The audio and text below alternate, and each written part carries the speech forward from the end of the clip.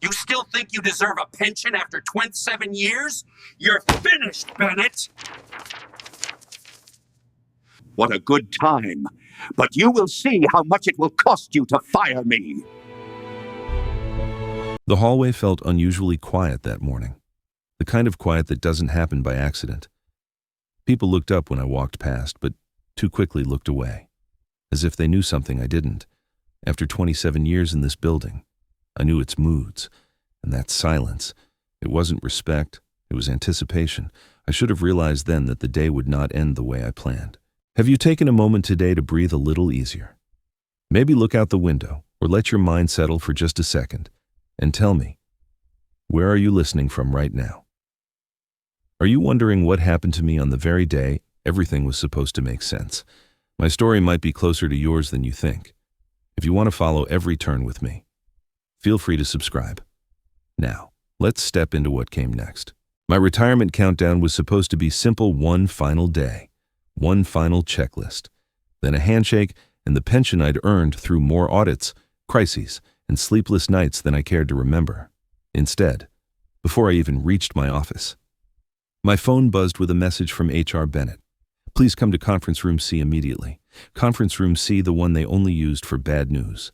But I went anyway, because after nearly 3 decades here, you learn to walk straight into whatever storm they try to hide behind polite emails. When I entered, 3 HR staff sat stiffly on one side of the table. No coffee, no smiles, no congratulations. Just a laptop turned slightly away from me, as if ashamed of what it was about to display.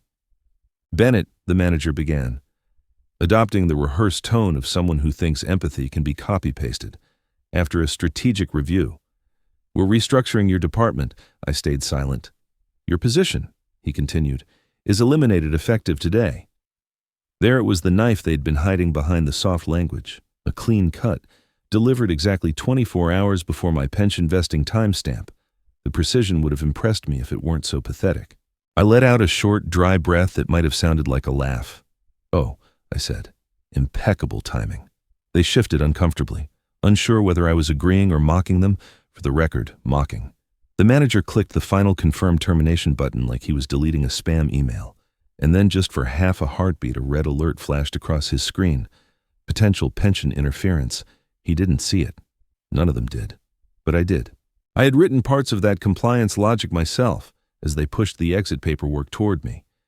I felt a strange, icy calm settle in. They thought this was a clean victory. They had no idea what that tiny red warning had just awakened. I left the conference room without a word, carrying the exit papers they had slid across the table as if they were handing me a receipt. The hallway felt colder than it had that morning, but maybe that was just me adjusting to the sudden silence inside my own chest. I walked back to my office with the steady, controlled pace of someone who had survived thousands of audits, each one with sharper teeth than this little performance HR had staged. Shock fades quickly when you've spent a lifetime preparing for impact.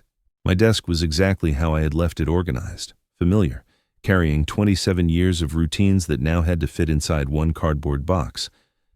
I packed slowly, placing each folder, notebook, and pen with the same precision I once brought to federal compliance reviews.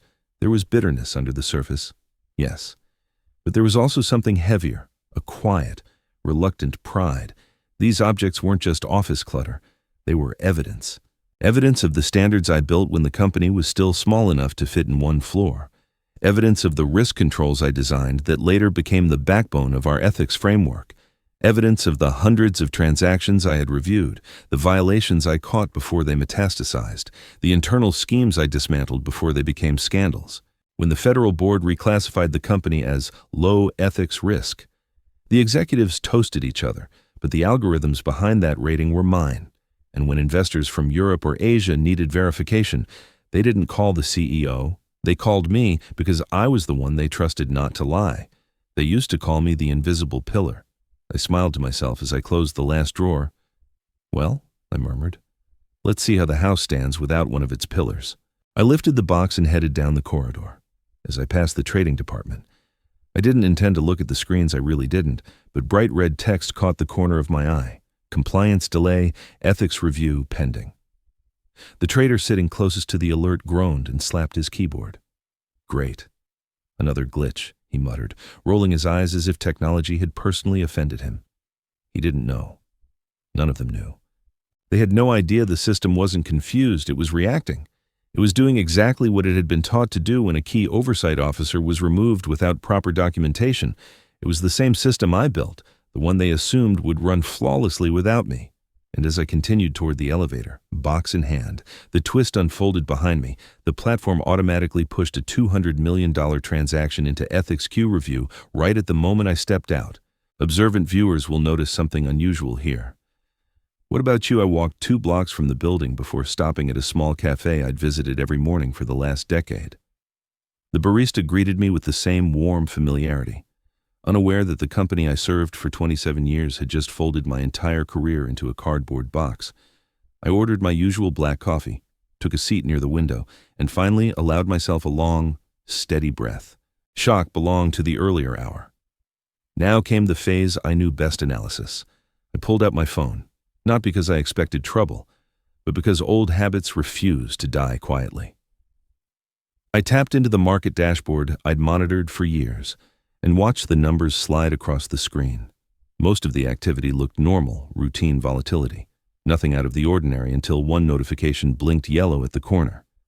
Transaction delay, verification pending. At first, I thought I might be imagining it. I blinked, leaned closer, and refreshed the page. The flag remained. That wasn't standard timing for any of our scheduled trades. The system wasn't known for drama. It only raised its voice when something genuinely concerned it. And this was concern. A dry smile tugged at the corner of my mouth. When people think you're no longer necessary, I murmured to myself, it's usually the system that proves them wrong. I sipped my coffee and let my mind break down the situation with the cold precision that had carried me through thousands of risk audits. A delay flag doesn't appear without a catalyst. Either the reporting chain had been disrupted, or a required signature was missing. And given the timing mere hours after HR severed me from the company, the cause wasn't difficult to infer. I opened the advanced panel, something only a handful of employees even knew existed. There, it was a diagnostic line with a familiar pattern. Ethical oversight hold, not active yet, but circling the threshold like a hawk. Ethical oversight hold only triggered under one condition: suspicion that internal transparency had been compromised. It wasn't built to protect the company. It was built to protect the market, investors, and federal regulators from companies trying to bury misconduct behind administrative theatrics. In other words, exactly the kind of red flag that appears when someone is fired at the worst possible moment for the worst possible reason. I refreshed the page again, just to be sure. This time. The dashboard didn't hesitate. Hold. Ethics oversight required. No yellow warning. No half-step. A direct escalation. And then I saw the number attached to the freeze. $200 million. There, it was the system's first true crack. Or, depending on perspective, its first act of self-defense. $200 million. Frozen not by human decision, but by the automated ethics architecture I had devoted years to constructing. The same architecture HR assumed would keep running smoothly without me. I leaned back in my chair, letting the weight of that realization settle. The system wasn't failing. It was responding, if you look closely. There's a hidden signal right in this frame. I didn't have to be inside the building to know exactly how HR was celebrating. Word travels fast in a company where whispers move quicker than memos. And by mid-afternoon, I was already hearing through former colleagues that the department was practically glowing with self-congratulation. They believed they had saved the company a significant chunk of pension expense by removing me 24 hours before vesting an act of short-sighted triumph dressed up as fiscal responsibility. From a distance, it was almost entertaining. There's a particular kind of cold satisfaction that comes from watching people cheer for a victory they don't understand. Apparently, they even brought out cupcakes. Cupcakes. The irony wasn't lost on me. After 27 years of service, my exit had been reduced to a sugar-frosted party celebrating strategic cost optimization. As one manager reportedly called it, if only they knew what kind of cost optimization they had actually triggered. But blind confidence has a way of setting traps. Late in the afternoon, as their little celebration was winding down, an email appeared in HR's shared inbox.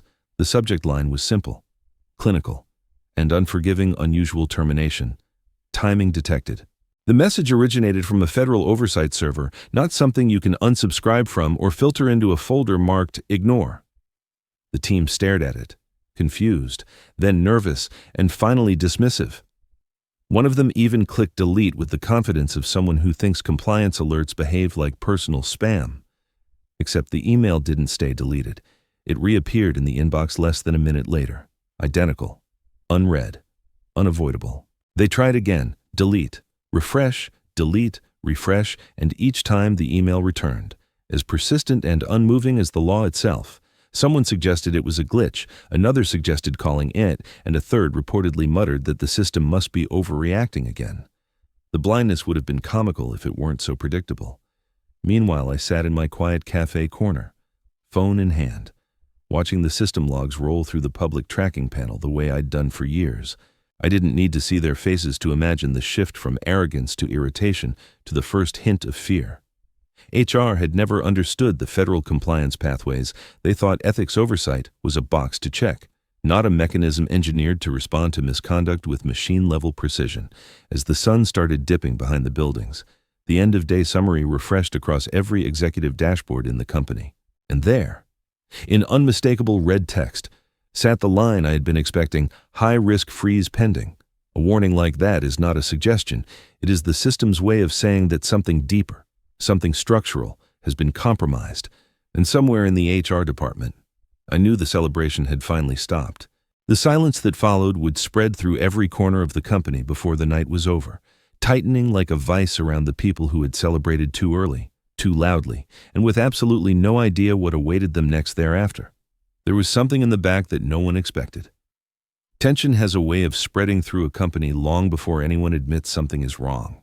I sensed it even from outside the building, watching the market dashboard shift in ways that told me the silence inside those glass walls had started to crack.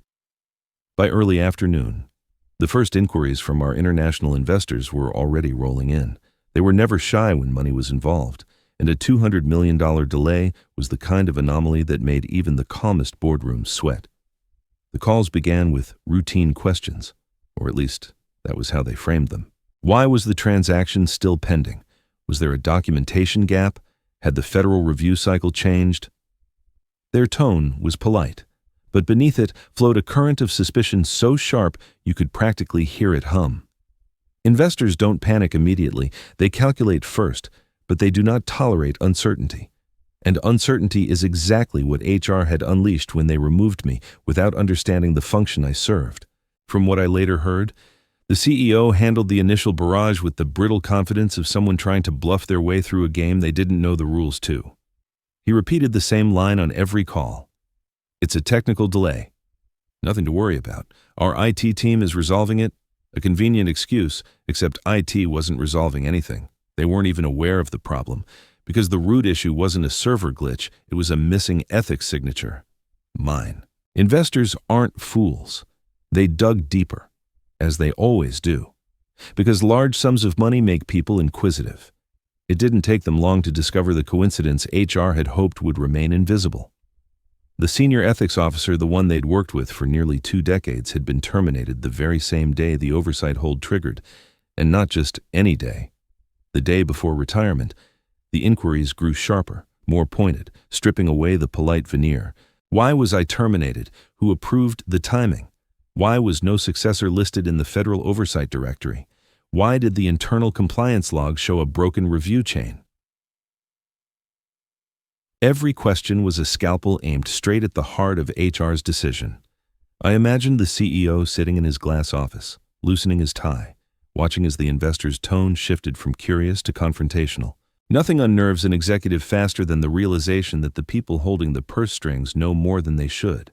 And then came the twist: quiet, clinical, impossible to ignore. An email arrived from the largest international investor, sent to the CEO, CFO, and the board simultaneously. The subject line was short enough to be lethal oversight verification required.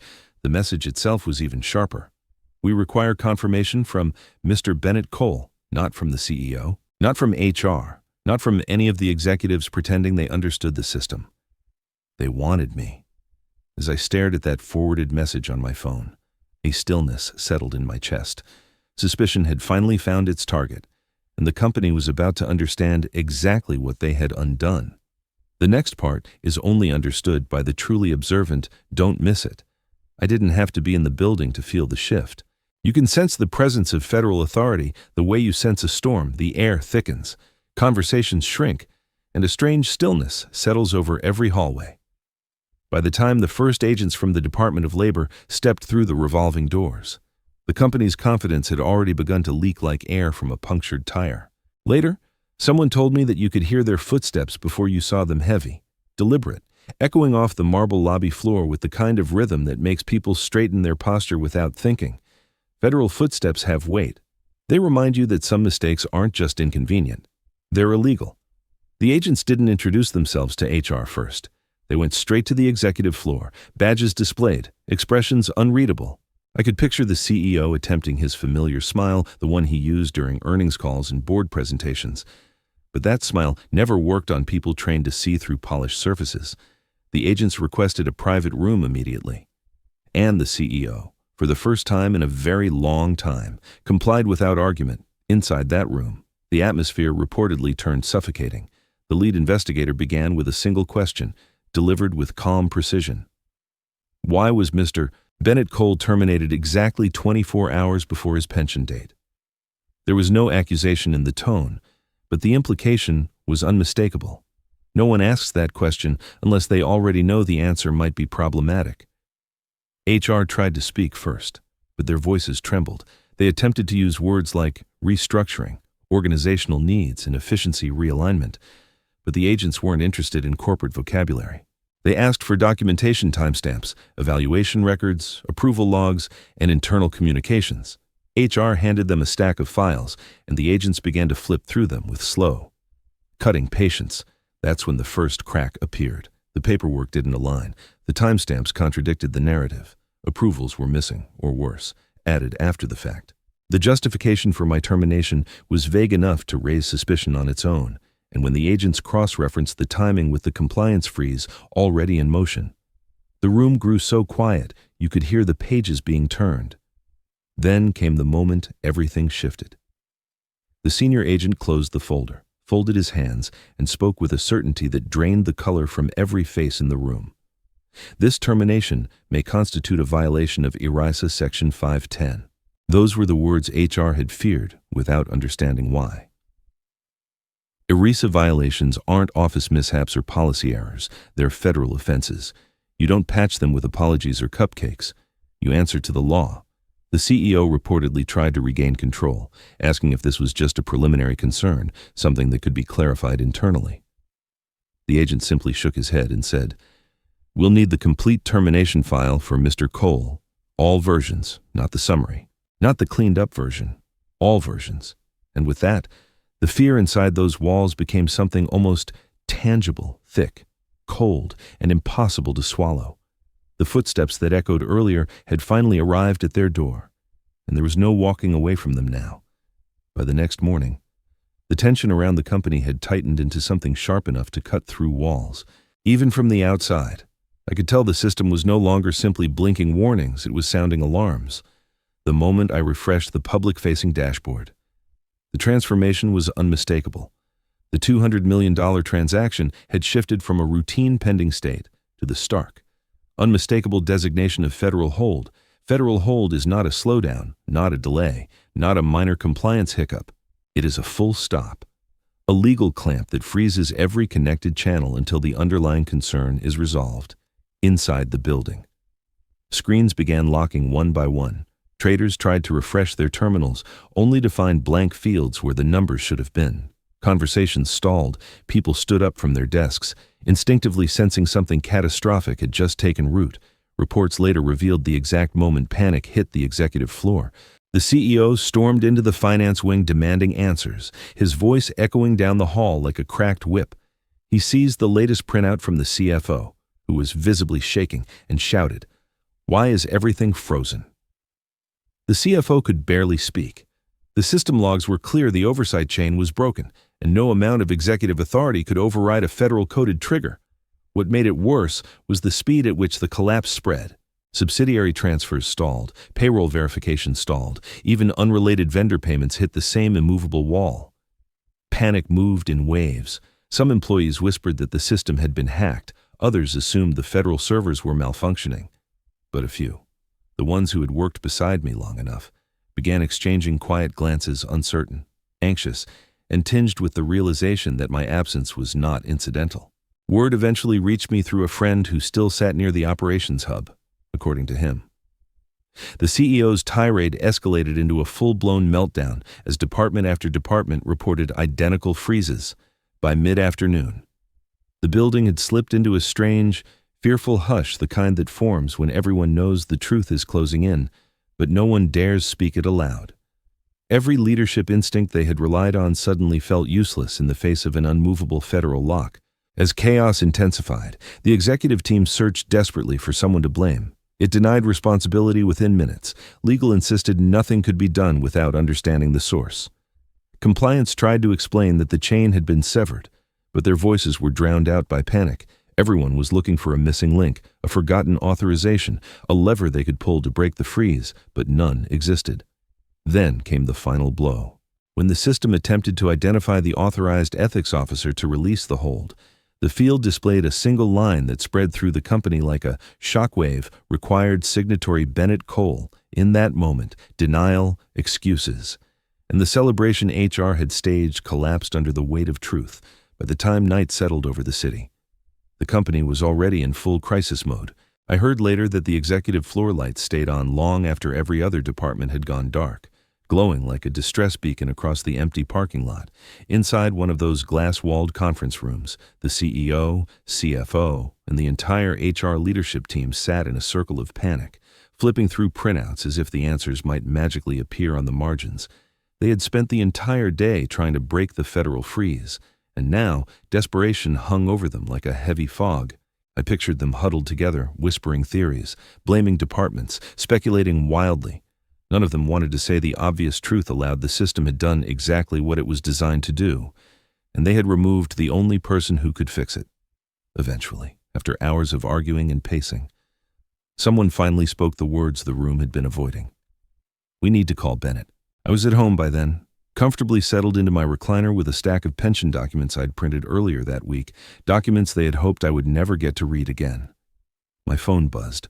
I looked at the caller ID and let myself enjoy the moment, not out of cruelty, just a well-deserved appreciation for irony, after an entire career of being overlooked.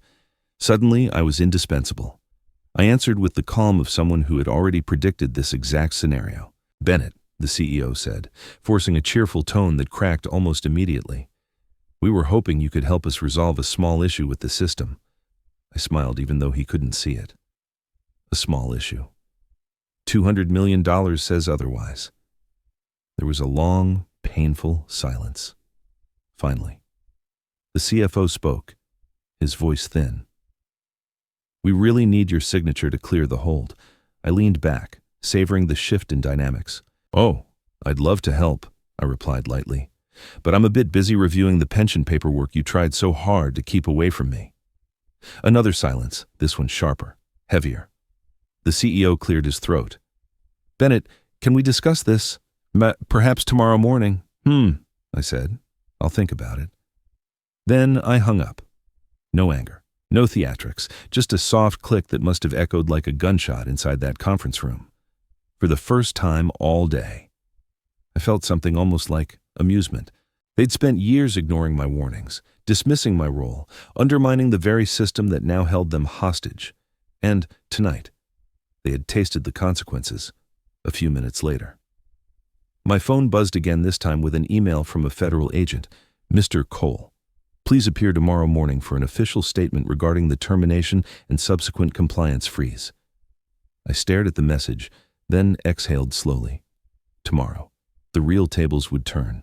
The next morning arrived with a strange quiet, the kind that settles before a decisive moment. I walked into the federal building alone, carrying nothing but a folder of documents and the steady calm of someone who finally had the chance to speak without interruption. No lawyers beside me, no executives towering behind me, just my own voice, 27 years of experience, and the truth they had tried to bury.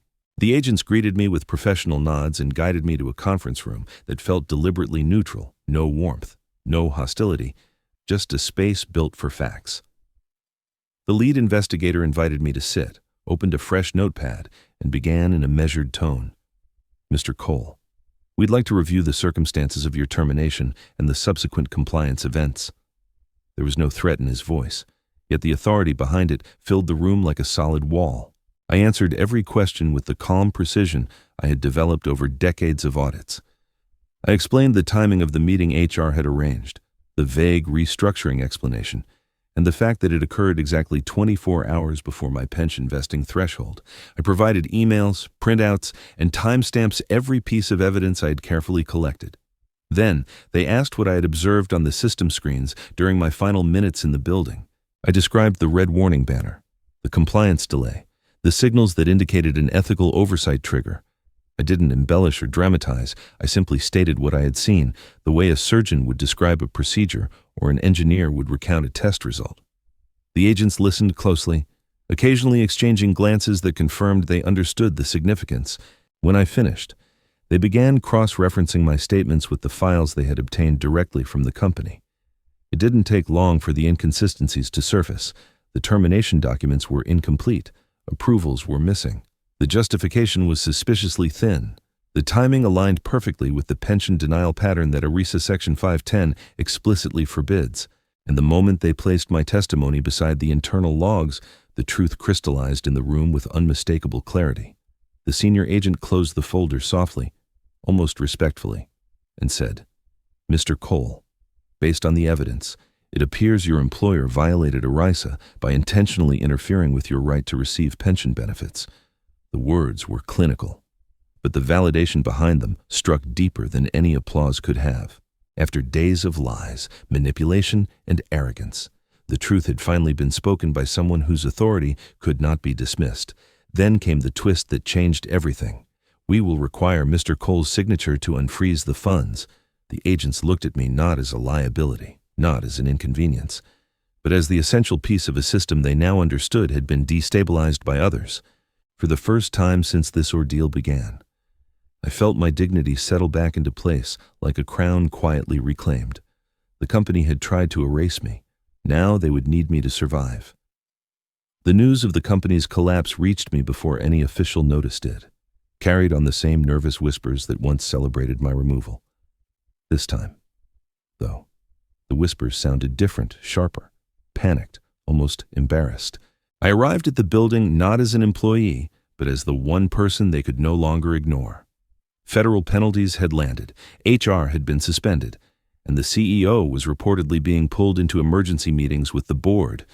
The irony was almost sweet. When I stepped into the conference room, they were already seated, stiff and silent, staring at the documents that now governed their survival. The CFO, voice barely above a whisper, said, "Mr. Cole, we need your signature to release the funds." I nodded slowly, letting the moment hang just long enough for them to realize the shift in power.